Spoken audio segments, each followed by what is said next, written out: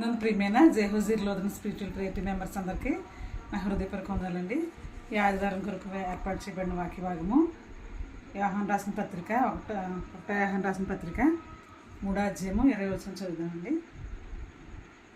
మన హృదయం కంటే అధికుడే సమస్తమును ఎరిగి ఉన్నాడు కనుక మన హృదయము ఏ విషయంలో మన యందు దోషారోపణ చేయనో ఆయా విషయంలో ఆయన ఎదుట మన హృదయములను సమ్మతి పరుచుకుందుము.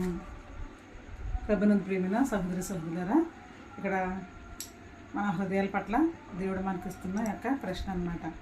అంటే నా ప్రియమైన సహోదరులారా, ప్రతి ఒక్క కాలం కూడా మనం ఏ వస్త్రాలు ధరించాలో ఏ విధంగా జీవించాలో నిర్ణయిస్తుంది ఏంటండి. అంటే తర్వాత అదే రోడ్డు మార్గం కూడా మనం ప్రయాణం చేస్తే కనుక మనం రోడ్ రూల్స్ పాటిస్తాం.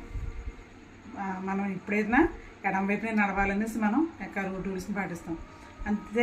ఎందుకంటే నా ప్రియమైన సహోదరులారా, తర్వాత వర్షాకాలంలో పంటలు వేయాలని, శీతాకాలంలో అందరూ స్వెటర్స్ వేసుకోవాలని, ఎండాకాలంలో కాటన్ దుస్తులు వేసుకోవాలని, ఈ విధంగా గాలి వచ్చే ప్రదేశంలో మనం విశ్రాంతి తీసుకోవాలని, ఇలా కాలమే మనకి నిర్ణయిస్తూ ఉంటుంది అన్నమాట.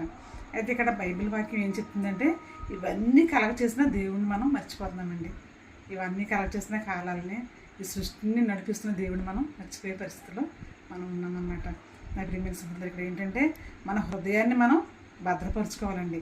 మన హృదయం మన మీద దోషారోపణ చేయకోకుండా మనం ప్రతి క్రియ కూడా దేవునికి అనుగుణంగా మనం ప్రార్థించేవారుగా ఉండాలని ఇక వాక్య భాగం చెప్తుందండి నా ప్రియమైన సహోదరులారా.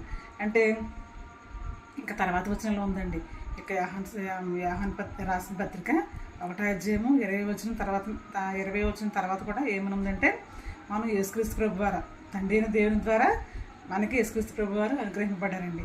ఆయన ఏం చెప్పారంటే, ఆయన మనల్ని ప్రేమించి తాను రిక్తినిగా మన కొరకు బలి అర్పణగా అర్పించుకుని మనకి సమస్తమును మనకి మంచిగా చేసి ఆయన మనకు రక్షణ భాగ్యం అనేది మనకు అనుగ్రహించారండి. ఆయన చెప్తున్నారనమాట, మీరు ఒకరినొకరు ప్రేమించుకున్నట్టే నేను ఇచ్చే ఆజ్ఞ అని చెప్తున్నారు. అంటే మనం ఒకరినొకరు ప్రేమించుకున్నప్పుడు తండ్రి అయిన దేవుడు తన కుమారుని ద్వారా మనల్ని ప్రేమించి తన స్వరక్తం ఇచ్చి తండ్రి అయిన దేవుడు తన కుమారుని ద్వారా మనల్ని కొనుక్కున్నారండి. కొనుక్కుని ఆయన ఏం చేశారంటే, వీరు పాపులని, మనం ఎంత ఘోర పాపులమైనా కానీ ఆయన క్షమించేశారండి. క్షమించి తన బిడ్డలుగా స్వీకరించుకున్నారు.